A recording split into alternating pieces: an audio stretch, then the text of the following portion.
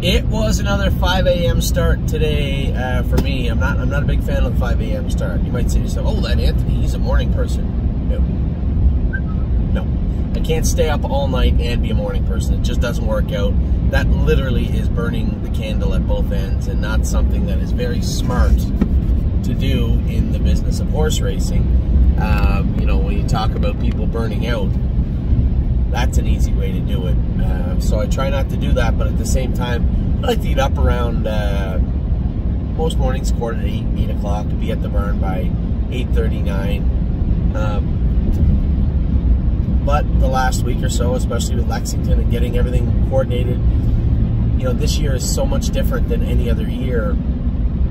This year, I believe, is the first time I ever shipped horses across the border myself, ever.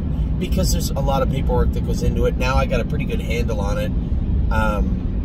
But also my B1 was running out. I had to stop at the office today and ask them for a B1. And as I asked for the B1, I realized I had zero paperwork with me. Virtually what I was asking the officers to do was give me a work visa, a visa to come in and work in your country, with absolutely no supporting evidence. As I said it, I thought there was a small chance I might just get tased, and a very good chance they would tell me, no, you know, come back and bring the paperwork with you when you're coming back, which I could have done.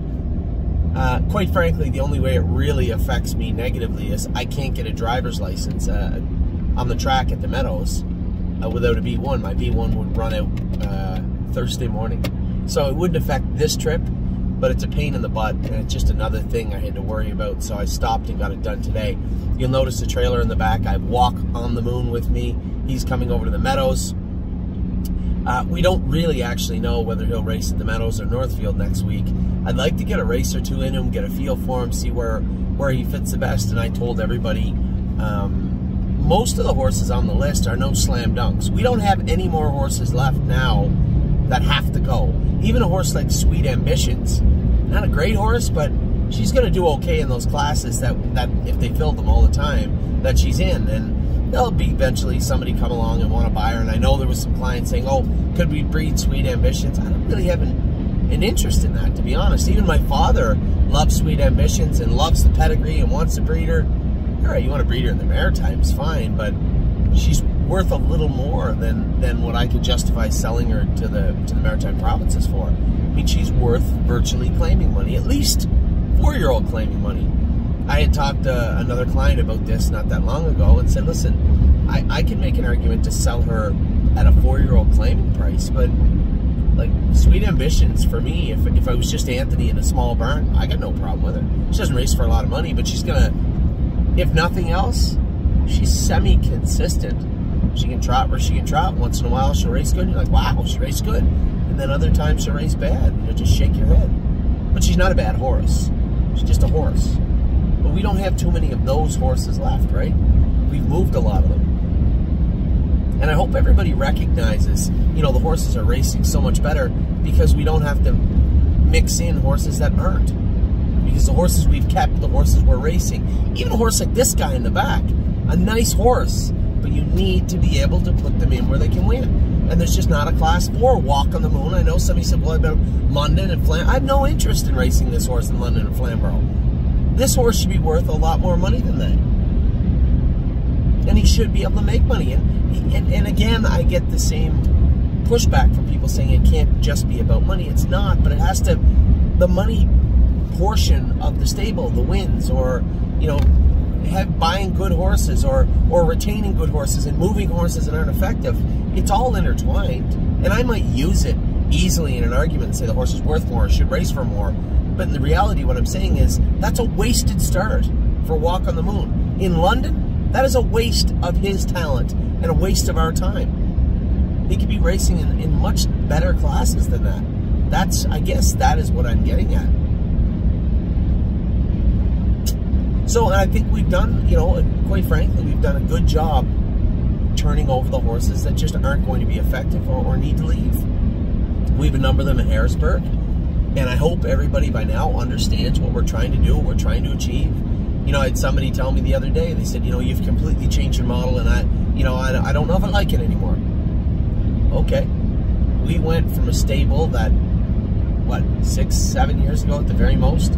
We went from a stable that should not be able to exist, I was told would absolutely not work, collapse, you're going to go bankrupt, to I got an angry email from some lunatic the other day telling me that it's some sort of Ponzi scheme and you're screwing everyone, and how can anybody go from having such bad horses or no horses 5, 6, 7 years ago to buying horses in Lexington that people in the industry are commenting on. Buying Alarm Detector Sister, buying that French bred filly, Una Madonna, buying the Muscle, buying 5 day one horses in Lexington. It's not magic.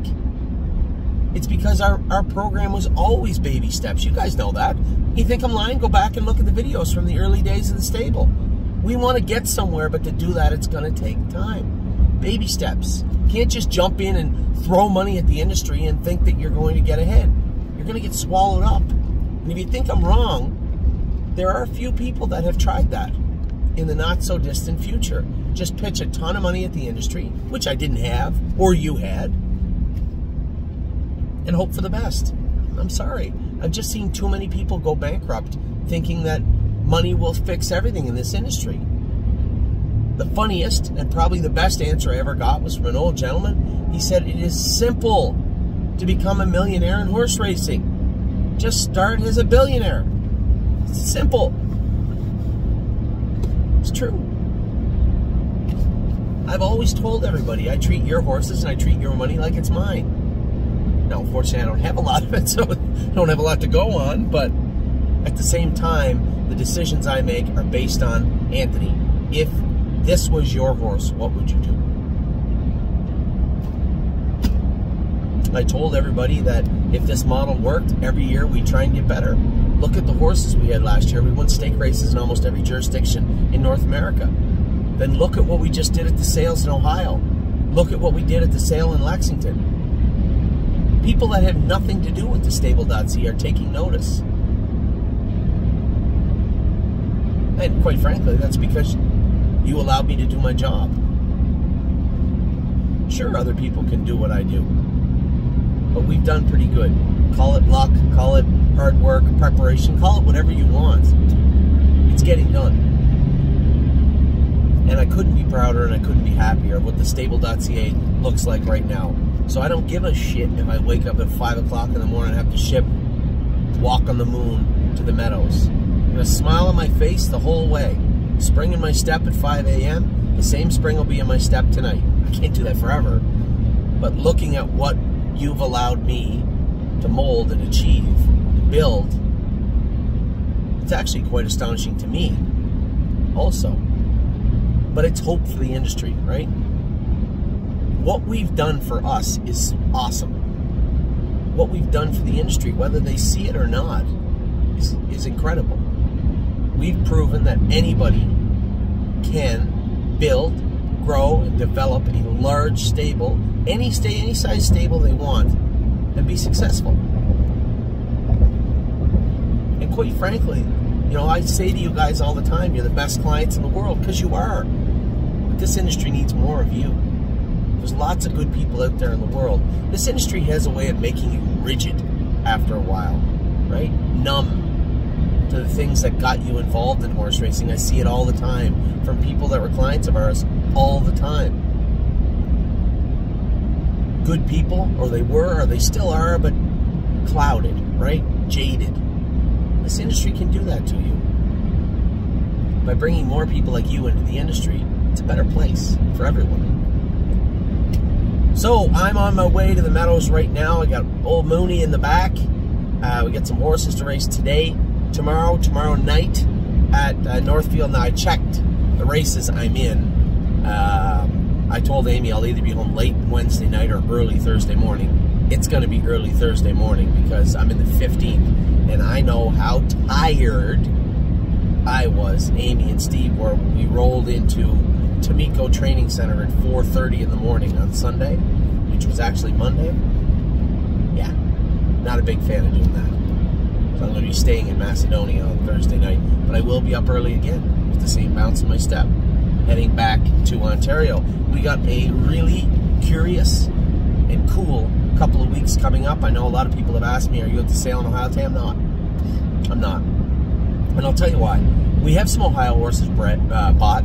We have some horses for sale online from Ohio. We have other breeders in Ohio calling me. And I want to make sure that even though the calls to get a few more Ohio breds are coming in, I want to make sure that those calls equate to the horses being purchased, right? I just purchased Real Fear in Lexington. And this was absolutely not on my list. I didn't want to fear the dragon. Not a real big fan of pacers.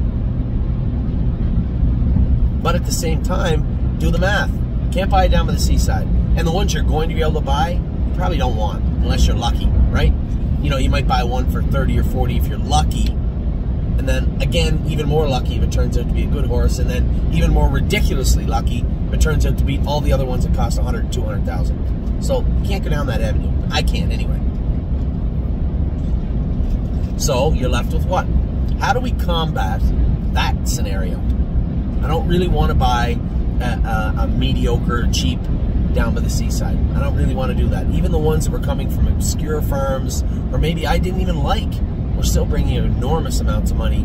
So, to me, they are overpriced. Almost all of them. Some of them are nice horses, well-bred, but you can't buy 20 colts that are going to race against each other for 6 figures. Somebody's taking a bath.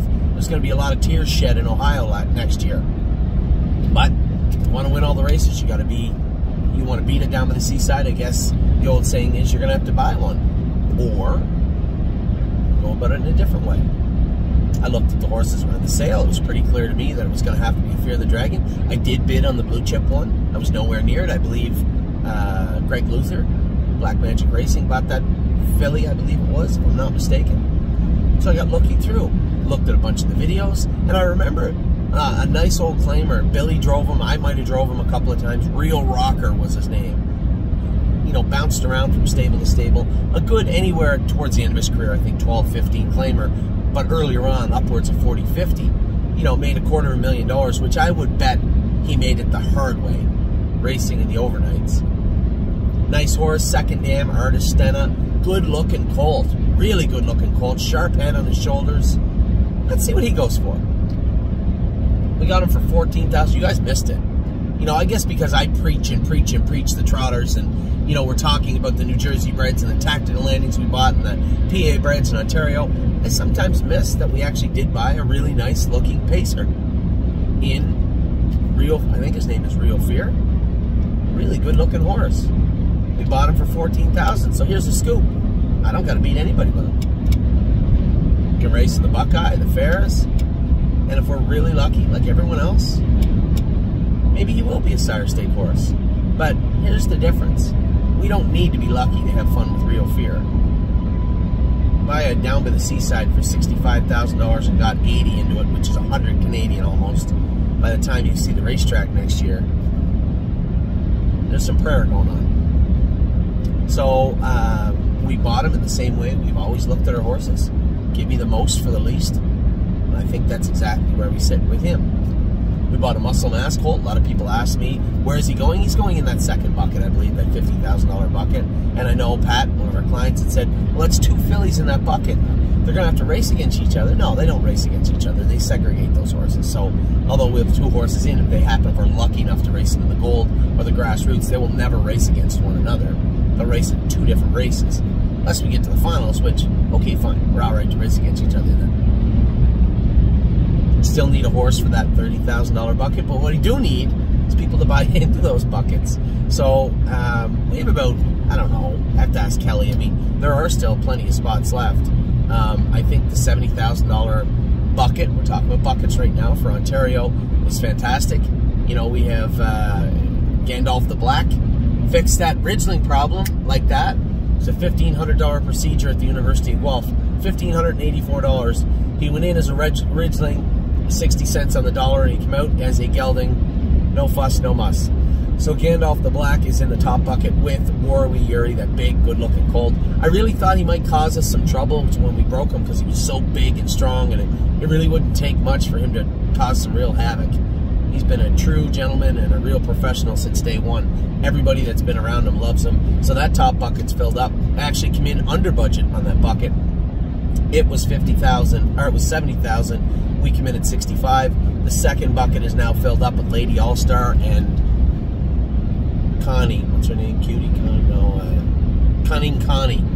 She's a big, good-looking filly, too. I really didn't think... I said to Steve and Amy, about 10 hips into day 5 in Lexington, there's a 0% chance we're buying any Ontario breds in this place. I don't even like the ones that are bringing 50, 60,000. Where are we ever going to find one for 20? Turns out we just had to wait a little while. There's always something in a sale. If you sit there and wait and you're prepared and you know the horses, something will happen. And it did. Cunning Connie, who I truly feel fell through the cracks, lands in the barn, and wait until you see her. She is a knockout. Then in the bottom bucket right now, we just have the $9,000 filly that every single person that's ever been around her loves her. In fact, the caretaker of her wanted to buy shares in her. I said I can't until the buckets are formed. You know, very affordable. I think she was like $9 grand. And an absolutely beautiful He's Watching filly, decently bred. All she does is pace, I'm told, on the track. I forget her name though. You guys are gonna have to look it up. So of the Ontario buckets, 70, 50, 30. 70 is full, 50 is bang on full, and the 30 is has a horse to put in there. I think we have about 21,000 Canadian to look for a horse in there. It will likely come from the Sealster sale, I would imagine, but we'll see. Now, something very interesting. You guys are so sharp. You caught right away that I came in under budget by $26,000 in the $50,000 partnership that we built in Lexington, and people are saying, why didn't you just put that Father Patrick in there? I'm sure you could have made it work. Sure you could have. Well, the Father Patrick was a throw-in because we had bought that horse from Steve Palermo and Jeff Rock. I didn't want to force it on anybody because he wasn't on my list. I didn't know what to do, and quite frankly, he's one of those horses where I can probably work with Steve and Jeff and say, listen, I'll give you guys your money in like 90 days. Just let me break him, and then we'll find a partnership group for him. I'll piece him out like a normal trainer would have done in the past, right? I didn't feel like I needed to force him on anyone, especially when we looked at a filly in Paris the other day. Now, this filly, and I'll be quite frank, we didn't sell out all the partnerships for Lexington, which is surprising. I guess not really. People are still looking towards Harrisburg. They looked at Ohio. They look at everything we've done, and I don't want people to stretch themselves out financially either. So I was a little surprised, but not really surprised, when the Lexington partnerships did not fill out. You guys are going to see those shares show up today.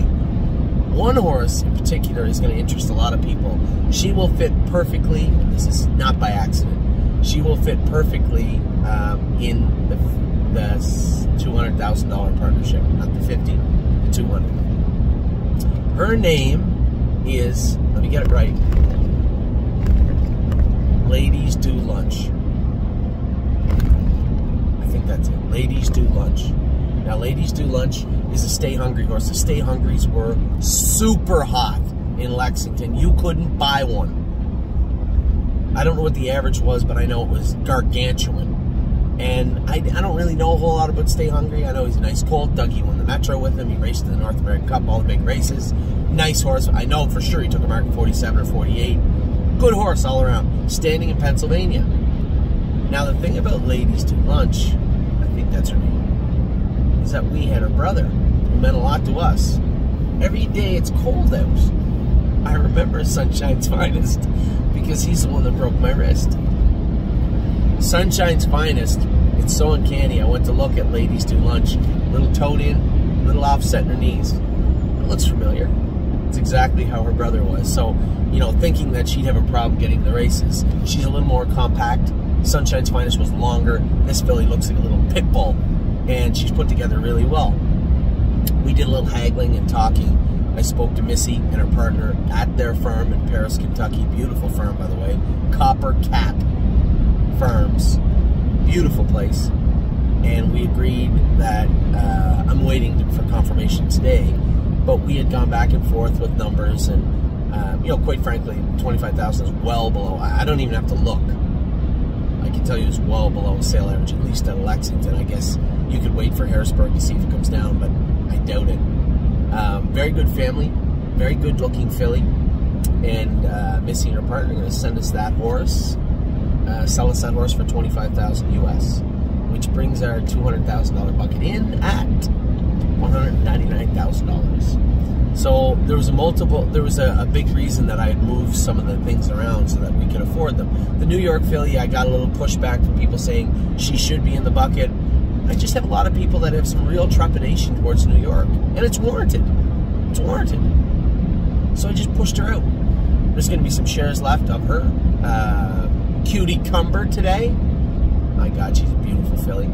There's going to be shares of her today, and a number of other horses. So what is most important for me right now, moving forward and into the Harrisburg season, is contacting you to partner with us on all these horses. So we have some Lexington horses to talk about.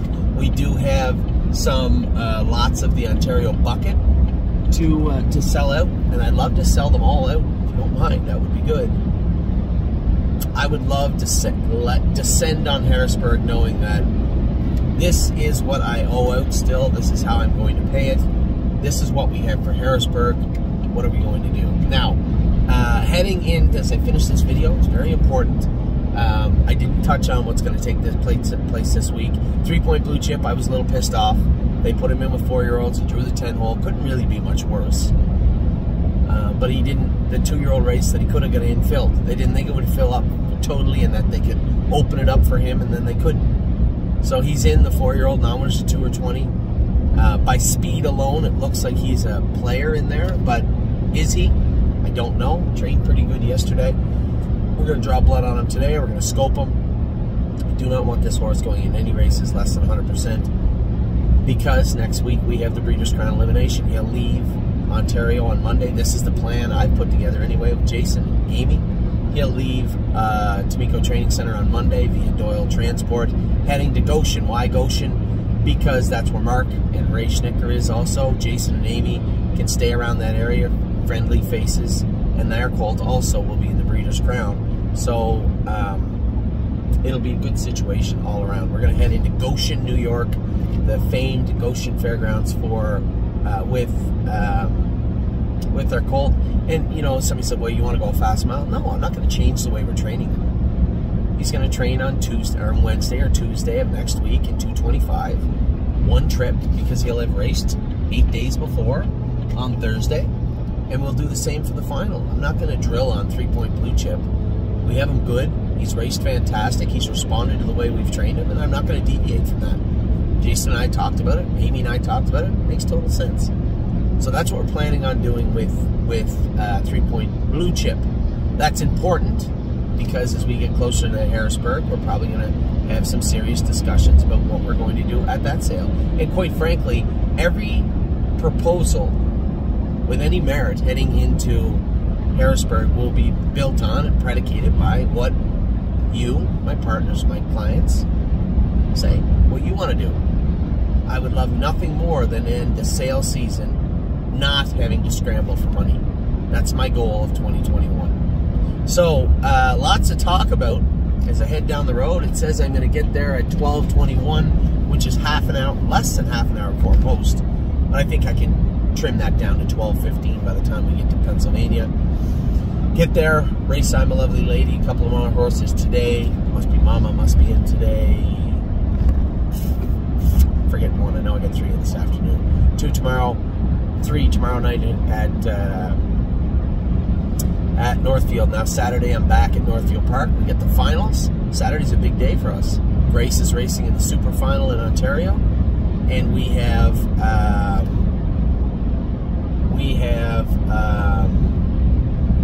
over here 1, 2, skip a few. Purple Aura, I'm a Lovely Lady, will likely do double duty this week. I don't think that's going to hurt her. And if we're lucky, maybe one of the other fillies will get in also in Mama Knows Best and or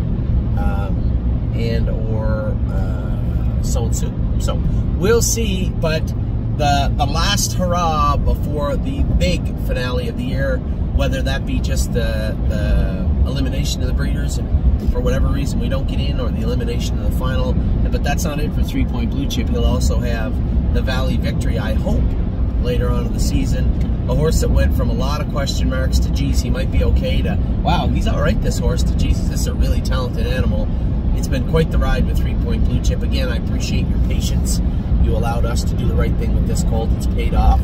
It's put us on the map somewhat. He hasn't, but everything we've done this year has. and everything we've accomplished and everything we will accomplish will be because of what you allow us to do. So, thank you again. I know I say it a lot, but I think it should be said a lot.